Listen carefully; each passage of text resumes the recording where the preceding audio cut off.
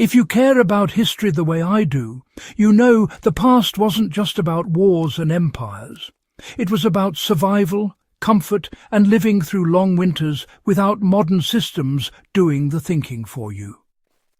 Before we get into this, take a second to subscribe to Warfield Prepper Chronicles, like this video, and leave a comment if you've ever struggled with winter allergies in sealed modern homes.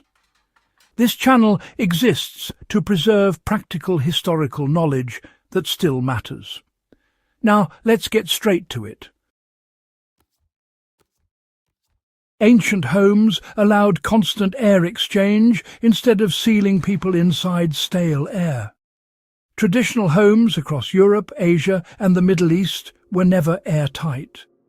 Timber halls, stone cottages, Roman insulae, and medieval farmhouses all leaked air by modern standards.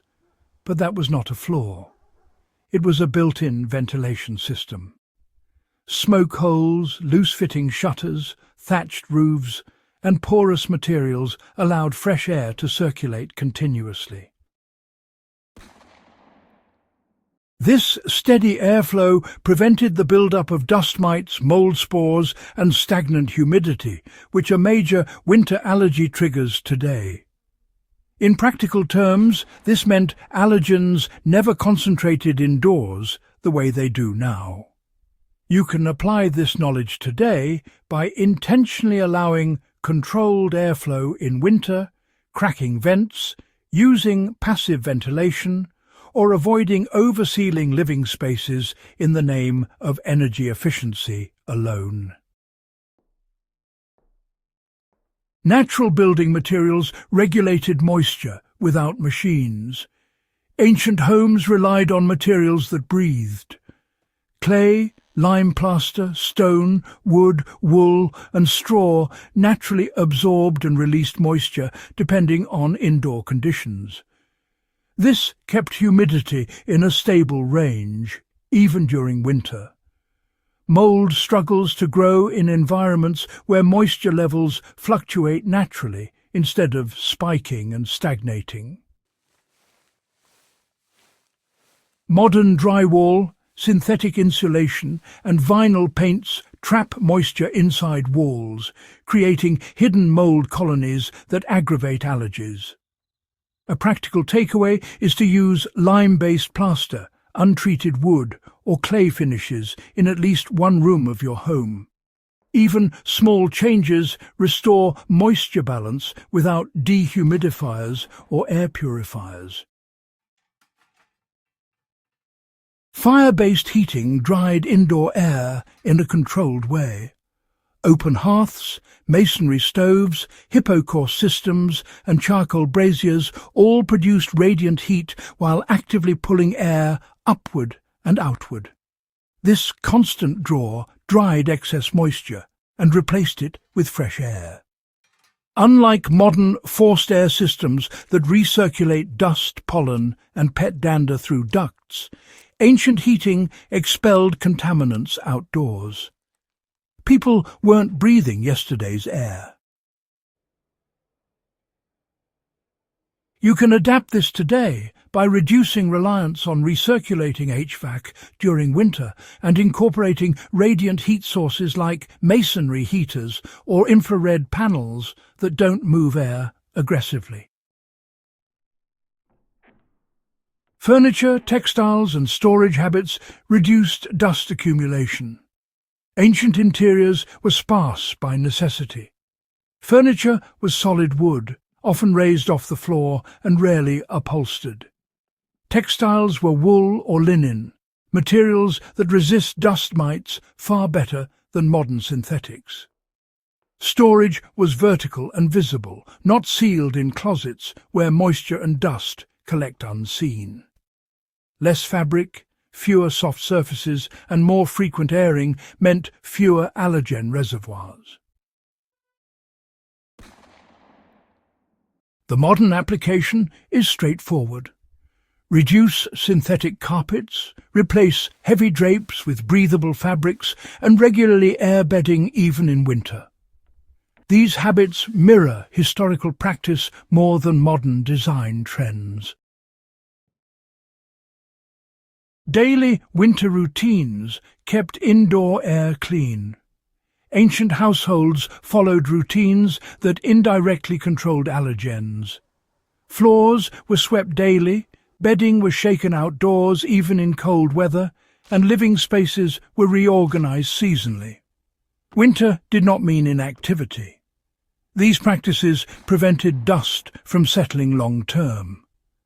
Compare that to modern winter behavior, where windows stay shut for months, and cleaning decreases while indoor time increases. The lesson here is behavioral, not technological. It's important to maintain daily movement of air and materials. Shake your textiles outdoors, clean with dry methods instead of relying on chemical sprays, and, well, avoid letting rooms sit unused and stagnant. Animal separation really reduced allergen load inside living spaces. While animals were sometimes sheltered close to humans, most cultures made a point to maintain physical separation between sleeping quarters and livestock. Barns, byres, or even lower levels of homes kept animal dander from accumulating where people breathed for hours. These days, modern homes often keep pets indoors full-time, with limited ventilation. Historically, though, airflow and spatial separation prevented dander concentration. A practical adaptation is zoning. Try to keep sleeping areas pet-free and make sure those spaces receive fresh air daily, even in winter. Smoke was managed rather than eliminated. You know, smoke is often criticized in ancient homes, but it actually played a role in controlling pests and mold. Managed smoke from hearths discouraged mites, insects, and fungal growth in roof spaces and walls. While no one is advocating smoky rooms, the principle really does matter. Sterile modern air, well, it lacks these natural controls. You can replicate the benefit safely by ensuring attics and crawl spaces are dry, ventilated, and inhospitable to mould rather than sealed and forgotten. You know, ancient architecture really worked with the seasons instead of, well, fighting against them. Homes were oriented for the winter sun, built low and compact, and then adjusted seasonally with things like shutters, hangings, and changes in how rooms were used. Folks would move through their homes based on temperature and air quality, just following the natural rhythms. These days, modern houses aim for uniform conditions all year round, but honestly, that often just traps allergens in place. So, applying this approach really means accepting seasonal variation, letting rooms cool, ventilating selectively, and adapting how you use your space instead of, forcing artificial consistency. Now, what does all this mean for preparedness-minded people today? Well, ancient homes were actually kinder to winter allergies because they respected airflow, materials, moisture, and daily routine. They didn't rely on machines to fix problems created by their design choices. As preppers and, historians, the lesson here is pretty clear. True resilience comes from systems that fail gracefully. A home that breathes, dries naturally, and refreshes its air will stay livable even when technology fails. So, if this sort of grounded historical knowledge matters to you, do subscribe to Warfield Prepper Chronicles, share this video with someone who's rebuilding or winterizing their home, and leave a comment with what ancient practice you reckon modern builders ought to bring back. This channel, after all, exists to keep useful history alive.